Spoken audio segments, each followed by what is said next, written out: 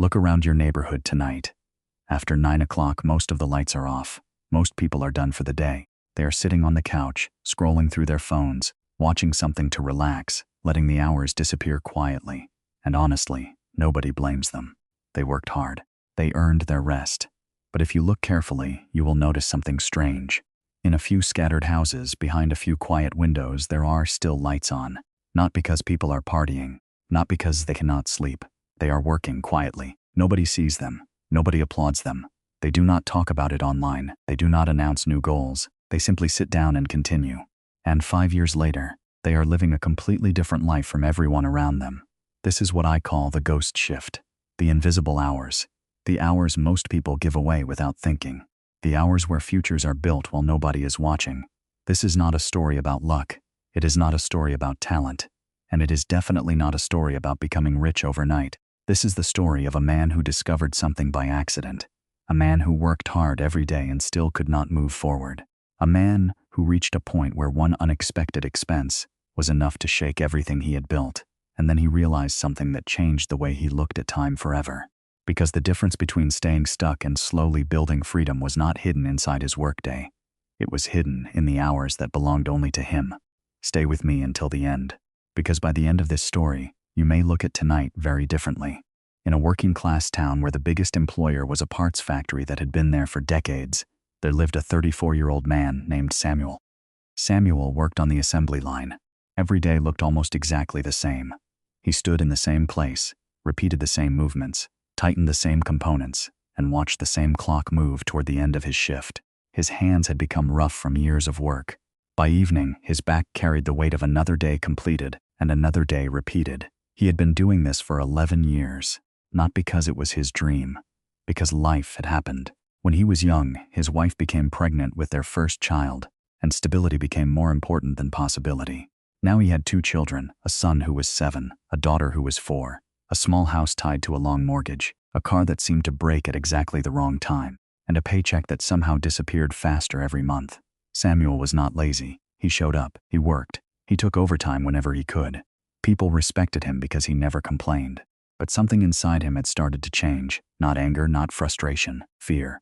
A quiet kind of fear, because he could see his future. And his future looked exactly like his present, only older, only more tired, only with more responsibilities and less energy. At night after dinner, he sat with his family. He laughed with his children. He watched television beside his wife. Then he slept. Then he woke up and did it again. His wife never complained. She would say they had enough, that they had each other, that life was okay. But Samuel noticed small things. The way she paused when checking the bank account. The way she became quiet after unexpected expenses. The way she smiled and said everything would work out. And maybe that was the hardest part. Nobody was unhappy, but nobody was moving forward. Samuel tried all the obvious answers. He asked for raises. He worked more overtime. He applied for better positions. Nothing really changed, because without realizing it, he had stepped into a trap. A trap most hardworking people never see. The hours he sold during the day already had a price attached to them.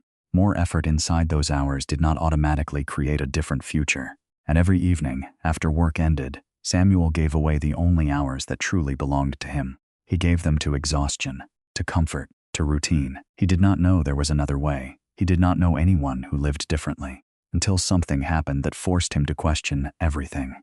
The crisis came on a Thursday in March. For several weeks, Samuel's daughter had been complaining about stomach pain. At first, nobody thought much of it. Children get sick, children recover. But the pain stayed. His wife took her to the family doctor, then to a specialist, then to a hospital for testing. Days later, they finally received an answer. The doctor told them the condition was not serious. She would recover completely after a small medical procedure. Samuel felt relief for exactly 3 seconds. Then he looked at the bill. Because of the way their insurance worked, the family still had to pay part of the cost themselves. $4,200. Samuel sat at the kitchen table staring at the paper. He and his wife had savings. About $2,000. Maybe they could cut spending. Maybe they could delay payments. Maybe they could somehow find another few hundred. But no matter how many times he did the math, there was still money missing. And for the first time in years, Samuel felt something he had not allowed himself to feel. Helpless. Not emotionally. Financially. His wife stayed calm. She said they would find a way. But Samuel could see the tension she tried to hide. He noticed the silence between her words, the careful way she folded the paper. The small pause before she said everything would be okay. That night, Samuel called his older brother. His brother had moved to the city years ago and built a more comfortable life. Samuel hated making the call, but he had no choice. His brother listened quietly, then agreed immediately. "I'll send the money." Samuel closed his eyes. Then his brother said something gentle. "Don't worry about paying it back. Just take care of your family." The words were kind. That was exactly why they hurt. Samuel thanked him, hung up, walked outside, sat alone on the back step. Cold air, no phone, no noise, and for the first time in 11 years he cried. Not because his daughter would be okay, not because his brother helped. He cried because something inside him finally broke. He was 34. He worked hard. He had never stopped showing up. He had tried to do everything the right way. And still, one unexpected expense was enough to expose how fragile everything really was. His wife came outside and sat next to him. She held his hand. She said nothing. After a long silence, Samuel made himself a promise. He would repay every dollar. Not because his brother expected it, because he needed to prove something to himself. He wanted to become someone who could stand on his own, someone who no longer depended on rescue, someone whose future felt larger than his next paycheck.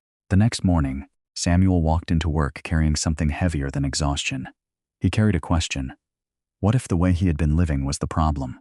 The next day at work, Samuel walked into the break room and sat across from an older man he had worked beside for years but had never really spoken to. The man was a senior machinist, around 60.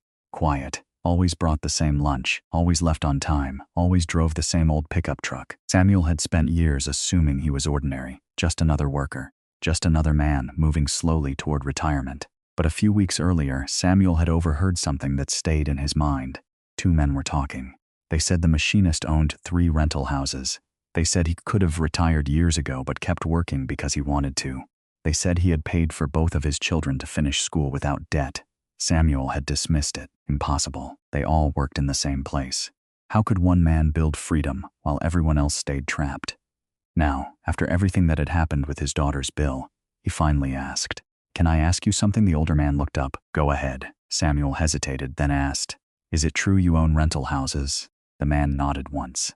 "How?" His voice dropped. "We make the same money. I've worked here 11 years. I couldn't even pay for my daughter's medical bill. How did you build something different?" The older man stopped. He studied Samuel for a moment, then said quietly, "Come to my place Saturday," that was all. Saturday came. Samuel expected success to look successful. A big house, luxury, proof. Instead, he found a small house on a quiet street. Simple furniture, nothing expensive, nothing trying to impress anyone. The older man made coffee. They sat at the kitchen table. Then he opened an old notebook with a worn black cover. "You asked me how." Samuel nodded. The older man leaned forward. "Before I explain anything, promise me something." Samuel waited. "Be careful who you tell." Samuel frowned. The older man continued. "Not because this is a secret. Because people who talk the most about what they're going to do rarely finish. The people doing real work usually stay quiet." Samuel nodded slowly. The old man opened the notebook. "For most of my life I was exactly like you. Same shifts, same exhaustion, same strategy, work harder, take overtime, wait for someone to notice." He tapped the page. None of it changed anything. Then he looked directly at Samuel. "One day I realized something. My boss owned my daytime." Samuel stayed silent. The man continued. "The hours from morning until evening already had a value attached to them. They would never make me wealthy because someone else decided what they were worth." He pointed toward the window. "But there were other hours. Hours nobody owned except me." Samuel leaned forward. The old man smiled. "I started calling them the ghost shift. Hours after work, hours nobody noticed, hours nobody interrupted, hours that quietly build another future." He closed the notebook halfway, then said, "People think wealth is built loudly. It isn't. It's built while everyone else is asleep." He opened the notebook again, looked at Samuel and said, "Now let me show you the system." The older man opened the notebook fully and turned it toward Samuel. "This is the part people always expect to be complicated," he said. "Then they get disappointed." Samuel looked at the page. 3 boxes, 3 blocks of time, nothing more. The old man drew a line across the top. 2.5 hours every night, 9:30 until midnight. Then he pointed to the first section. "The first hour." He paused. "You learn." Samuel nodded and started writing. One skill, only one, and something people already pay for. Not motivation, not inspiration, not entertainment. Something useful. Bookkeeping, writing, basic coding, tax preparation, administrative support. Anything that solves a real problem. The older man looked directly at Samuel. "Your job is not to become special. Your job is to become competent." He tapped the notebook. Competence gets paid. Then he pointed to the second section. The next hour, this is where people quit. Samuel looked up. The old man continued. Because now you stop learning and start doing. He explained that after enough study, Samuel had to take small jobs, real jobs, cheap jobs, messy jobs, jobs that felt uncomfortable. You cannot think your way into experience. You work your way into it. He smiled slightly. This hour creates income. Samuel kept writing. Then the old man pointed to the final section. The last 30 minutes. His voice lowered. This protects everything. Samuel waited. The old man continued. You study money, how taxes work, how debt works, how investing works, how compound growth works. Not predictions, not shortcuts, not gambling, because making money without understanding money is how people stay trapped. Samuel nodded slowly. Then the older man turned the page. Now the rules. He raised one finger. Rule 1. Ghost shift money follows an order. Debt first. Emergency fund second. Investment third. You do not skip. He raised a second finger. Rule 2. Tell your wife. Samuel looked surprised. The old man nodded. Don't disappear into secret plans. Tell her you're trying. But never promise results. Promise effort. He raised a third finger. Rule 3. 3 years minimum. Samuel frowned. The old man continued. Most people expect miracles. Real progress is quiet. Fourth finger. Rule 4. When money starts coming, protect it. No new car, no expensive toys. No pretending. The people who spend early stay stuck. The people who reinvest escape. Then the older man closed the notebook. The room became quiet. Samuel stared at the pages. He expected a secret. Instead, he got something simple. The older man looked at him and said, I did this for 25 years. No hacks, no luck, no perfect timing, just hours. He stood and walked toward the window, then spoke one final time. I'm not giving you success. I'm giving you an explanation. Nobody can stay awake in your place. Nobody can build your future. He turned back, his voice calm. Go home, think carefully, and decide whether tonight becomes another normal night or your first ghost shift. Samuel drove home in silence. No music, no podcast, just the sound of the road and the feeling that something had shifted. The older man had not offered him hope. He had offered him responsibility. That felt heavier. The house became quiet. His children went to bed. His wife cleaned the kitchen. At 9:30, Samuel sat down at the table. A used laptop, a notebook, a glass of water, that was all. His wife looked at him. You're starting? Samuel nodded. She waited. Then he told her everything. Not the promise, not the future, just the plan. I want to try building a skill at night. I don't know if anything will come from it. But I need to try. She looked at him for a moment. Then nodded okay. That was enough. Samuel opened free lessons online and chose bookkeeping. Not because he loved it. Because people paid for it. The first week was harder than he expected. His eyes burned. His body wanted sleep. More than once he closed the laptop and stared at the wall. His mind kept repeating the same sentence. You already worked all day. Rest. Nothing will happen anyway. But every time that thought appeared, another image followed. The hospital bill. His brother's voice. The feeling of sitting outside and realizing he had no margin left. So he kept going. Night after night. For 3 months nothing happened. No money, no progress anyone could see. Only pages of notes. Practice, mistakes, repetition. Twice he fell asleep at the table. Several times he thought about quitting. He did not. His wife never pressured him. Sometimes around 10 o'clock she quietly placed coffee beside him and went back to bed. She never asked how much money he had made, because there was none. She only asked, Are you still trying? And he always answered, yes. At the end of month 3, Samuel felt ready.